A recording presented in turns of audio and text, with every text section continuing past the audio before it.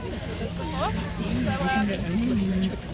might jump off the board a little bit just with the noise and everything, but he is really familiar with hanging out with people. He has been hand raised, so we've had him since he was a teeny tiny little owlet. So Apollo definitely thinks that he is either a teeny tiny human or we are all very big owls.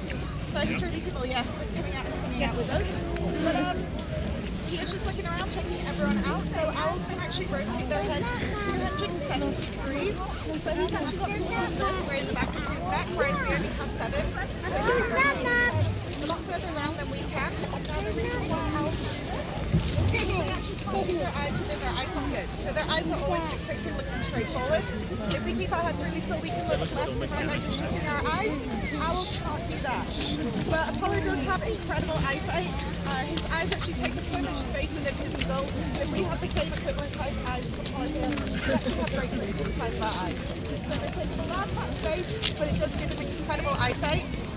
Now Apollo has these really nice yellow and coloured eyes. Not all owl species have that coloured eyes. There are some like the barred owl and the owl that have dark brown eyes. The darker coloured eyes means they'd be more nocturnal creatures, whereas the lighter coloured eyes tend to be more morning birds. A little bit of light out and more able to see them, right? Yeah, he still needs a little bit of light in order to see his prey, but Apollo is going to go back to his aviary after this. He's got dinner waiting for him today. He's got 3 mice and a bacon chip. So Apollo does not have to hunt for his food, so the ears away harm them at all, but out in the wild, they simply wouldn't be awake during these daylight hours because their prey is running around in abundance during the daylight hours. But not only does Apollo have incredible eyesight, but he's also got incredible hearing too. So these feathers around his face are what we call facial disc feathers. Now these do a really important job of handling sound waves into his ears, which lie directly behind the facial disc feathers. So either side of those black semicircles are his ears. Now he doesn't have ears like those. He's basically just got holes in the side of his head.